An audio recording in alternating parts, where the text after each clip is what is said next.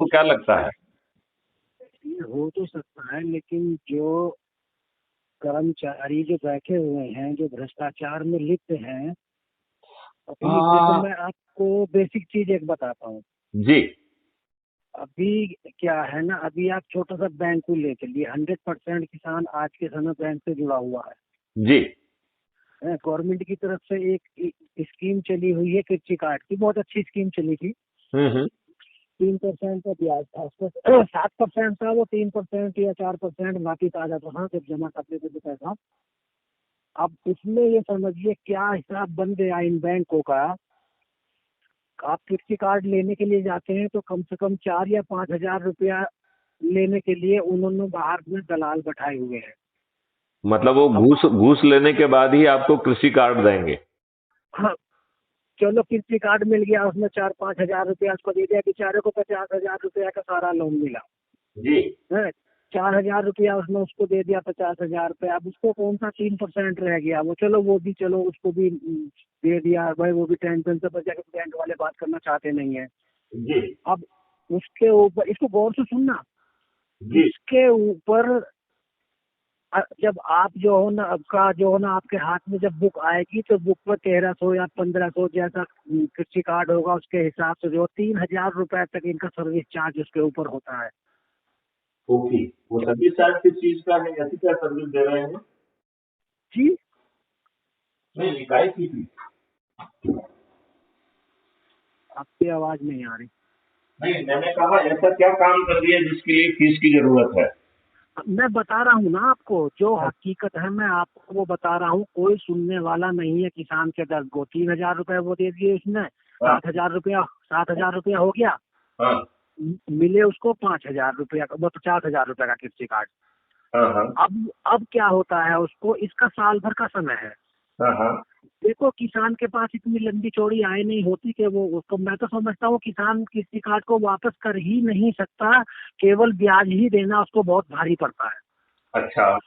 अब उसका 1 साल हो गया, सपोज उसने जनवरी में लिया था 13 जनवरी को, तो उसको 12 जनवरी में उसको जमा करना ही करना है। नहीं डायरेक्ट उसको 12% का ब्याज ठोकेगा, कोई छूट वूट नहीं है अगर जमा नहीं कराया तो। ओके। अब क्या होगा, 12 तारीख को वो गया, चलो किसी तरीके से उसने ब्याज का इंतजाम कर लिया, उसके ऊपर जो भी बैठा 4%, मतलब 5 हजार या 7 हजार या जो कुछ भी बैठा, तो वो आपका भाई साहब ब्याज जमा नहीं करेंगे। अच्छा।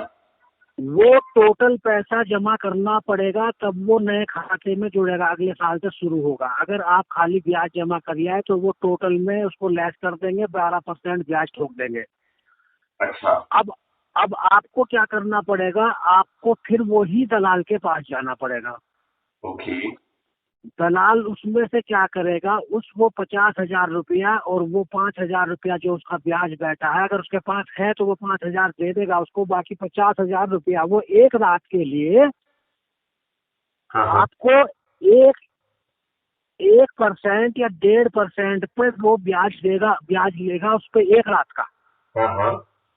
एक रात का ब्याज लेकर के वो आपका उसको जमा करेगा, तो 1% तो सीधा सीधा सीधा उसका जो है ना 5,500 रुपया तो वही हो गया। हाँ। हाँ। हाँ। हाँ।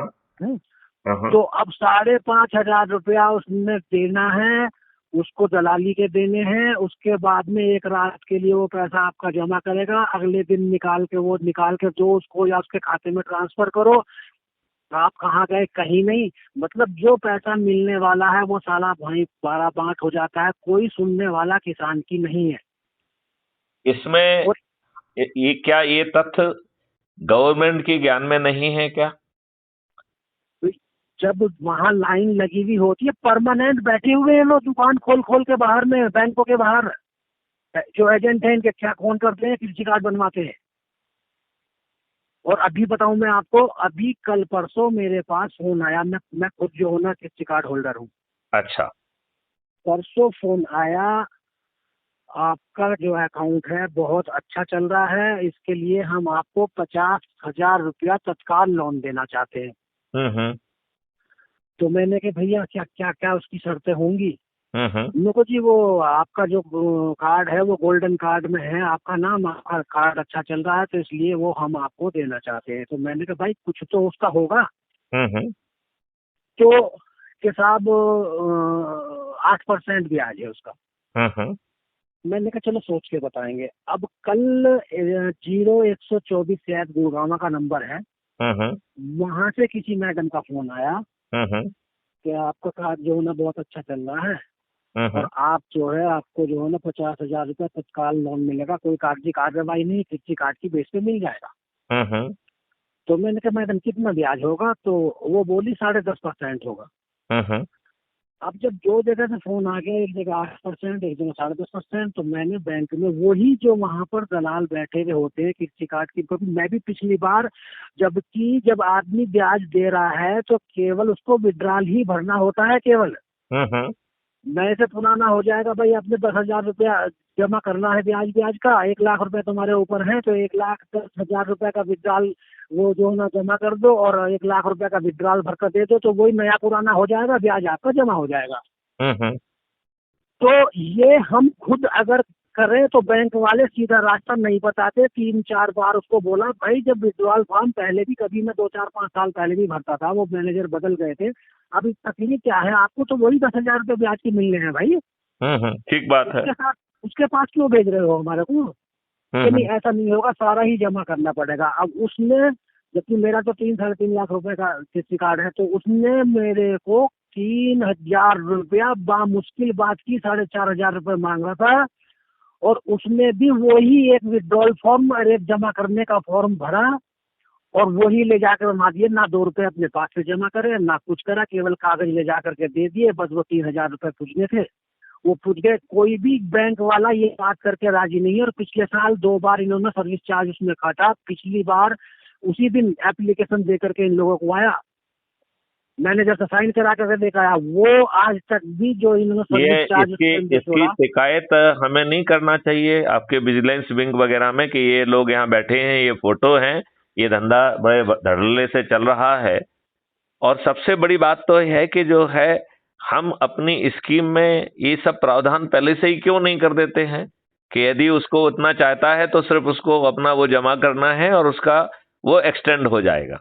नहीं, बनाने में अब ये देखिए ना, कृषि कार्ड को बनाने के लिए मैं तो बड़ी सिंपल बात कह रहा हूँ, हम पूरी जमा राशि के बजाय ये कहें कि यदि आप जो है उस अमाउंट को कंटिन्यू रखना चाहते हैं तो आपको वार्षिक इंटरेस्ट अकेला जमा करना होगा, पूरी राशि जमा नहीं करना होगी। तो विड्रॉल करने की जरूरत नहीं है, केवल यदि नियम में ये लिख दिया जाए तो वो जो है उतना जमा कर देगा, यदि उसके पास ज्यादा होंगे तो ज्यादा जमा कर देगा, नहीं तो वो एक्सटेंड कर देगा। हाँ, इस समय में ये सब कुछ है, जब तो वो लोग कर रहे हैं भाई। दलाल ने भी तो वही किया भाई। हाँ, ये हो जाए कि खाली एक्चुअली मैं नहीं समझा। उसने क्या किया होगा, उसने कागज में जो है पूरा अमाउंट भरना दर्शाया होगा, राइट। फिर विड्रॉल से जो है ना उतना अमाउंट विड्रॉ करना बताया, मतलब ये दोनों एंट्री फर्जी की गई। जैसे आपने यदि 10,000 रुपए जमा किया तो उसने आपका 1,10,000 बताया होगा, ठीक है ना। राइट।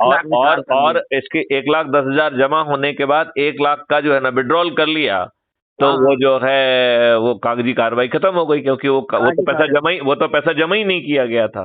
तो आपने समझे ना, उसने 1,10,000 रुपए जमा करना कागज पे बताया, राइट।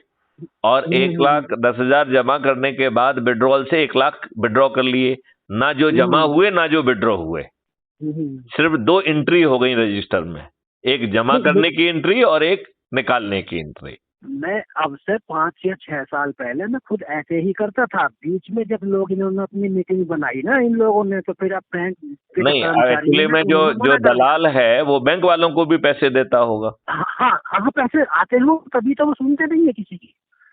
नहीं, अब सवाल उठता है कि इस पे विजिलेंस की कार्रवाई हम क्यों नहीं कराते हैं। पुलिस की भी विजिलेंस होती है और बैंक की विजिलेंस भी होती है। तो बैंक की विजिलेंस तो काम नहीं करेगी, लेकिन पुलिस की विजिलेंस तो काम करेगी। अच्छा, दूसरी बात है कि हम कोई भी विजिलेंस काम नहीं करना है, आप तो आदमी को ले जाके उसके जो है स्पाई कैमरे से रिकॉर्डिंग करिए और उसको जो है ना चैनल पे चला दीजिए।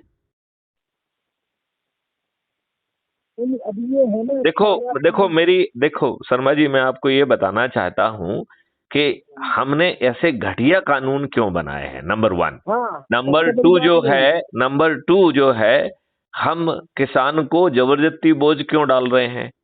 मैथिली शरण गुप्त ने एक ऐसा एग्रीकल्चर मॉडल बनाया है जिसमें किसान को ना तो मजदूरों को अपने खेत में ले जाना होगा, ना जो है उसे बीज ले जाना होगा, उसे केवल ये तय करना है कि उसे अपने बीज घर खेत में क्या बोना है, राइट।